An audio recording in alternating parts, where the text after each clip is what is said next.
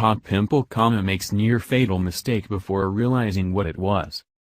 When a young Texas girl became bothered by a pimple forming underneath her skin, she decided to pop it to alleviate her discomfort.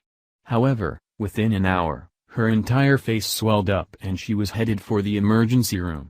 Then, the situation went from bad to worse when the 21-year-old nearly died after finding out what her annoying pimple really was.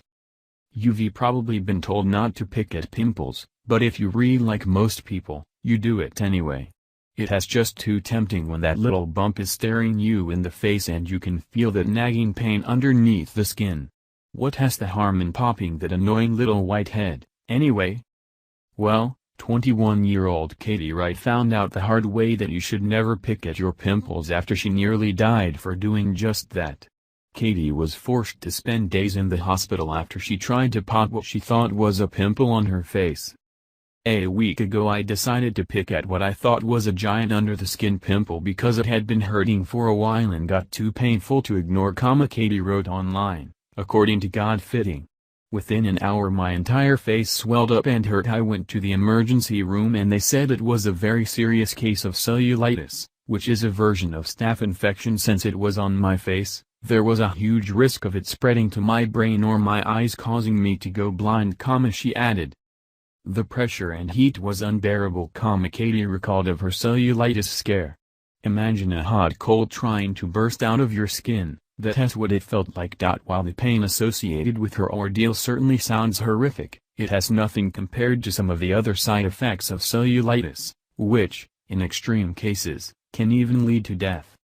According to Dr. Jessica Grant, an assistant clinical professor of dermatology at the State University of New York's Downstate Medical Center, cellulitis can be fatal if the infection spreads. Once the infection crosses from skin into the bloodstream, or along tissue layers that reach deep, it can get into the eye socket, brain, sinuses, joints or bones, said Grant. In these areas, infections can be hard to treat and cause a lot of damage, she added. Not only this, but cellulitis is often mistaken for a common pimple, just like in Katie Wright's case. Cellulitis is not always easy to recognize, said Grant. For this reason is it often underdiagnosed, or even overdiagnosed, by many healthcare providers. What's important to know is to maintain a high level of suspicion if there is an unusually deep or painful swelling, especially anywhere on the face, she stated. Because cellulitis is usually caused by bacteria entering the system through a skin break, like the kind created by popping a pimple, it is best not to pick at your face when you feel one forming, difficult as that may be. Instead, you can apply heat to the area in order to gently steam a pimple, loosening up what lies beneath the surface of your skin. Over-the-counter topical ointments or something a little stronger prescribed by your dermatologist can also be effective. Katie believes her infection resulted from dirty makeup brushes and tools she was using and is urging other women not to make the same mistake. If you take one thing away from this, please see how crucial it is to thoroughly wash your brushes and tools, Katie said. I urge everyone to take an extra step in your cleaning routine to prevent yourself from a horrifying, painful and potentially life-threatening infection, she added.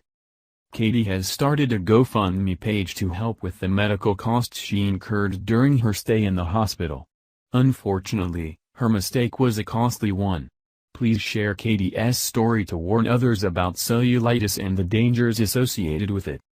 Please share the story and tell us what you think by clicking one of the buttons below. We want to hear your voice.